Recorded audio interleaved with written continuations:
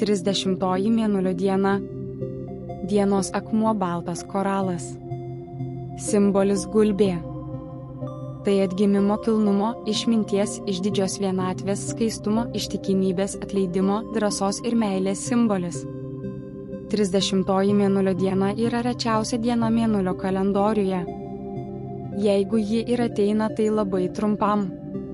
Tačiau net ir šį trumpą laikotarpį galima praleisti prasmingai ir naudingai. Šis laikas yra laimingas, kupinas šviesos, gerumo ir meilės. Pajuskite visą šio laiko žavesį pasinaudodami jo galimybėmis. Turite būti pozityvios nuotaikos ir elgtis nepaprastai sąžiningai su visais aplinkiniais žmonėmis. Tai dvasinio apsivalymo metas. Turite būti gailestingi kitų žmonių problemoms ir jeigu prašo pagalbos, reikia pasistengti padėti jas išspręsti. Jūs negalite būti skūpus ir piktas. Dėkokite mėnesiui už pamokas bei atradimus, kuriuos jis atnešė ir tyra širdimi ruoškitės įžengti į naują mėnulio mėnesį. Sapnai šią dieną yra pranašingi. Šios dienos sapnai tai praėjusio mėnesio apibendrinimas. Kartais jie atspindi tuos žmogaus veiksmų aspektus, kuriuos jis turi keisti, nes neigiamos įtakos kenkia psichoemociniai būsenai bei dabarties ir ateities įvykiams. Tie, kurie šią dieną susirgs, greitai pasveiks.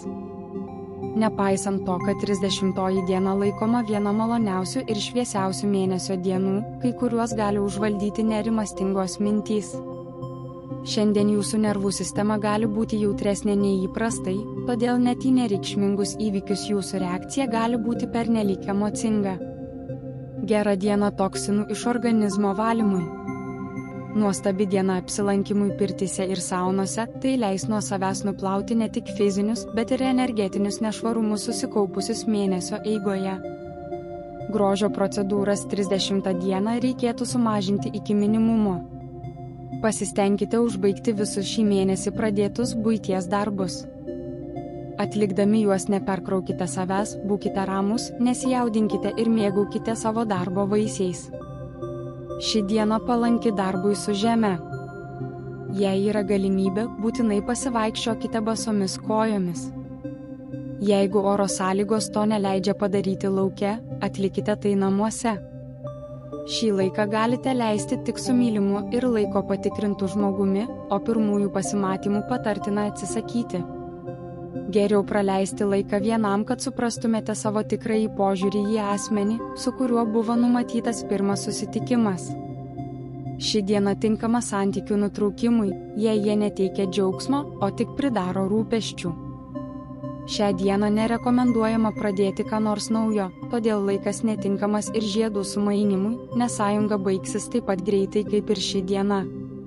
Šiandien labai gera diena einamiesiems reikalams užbaigti.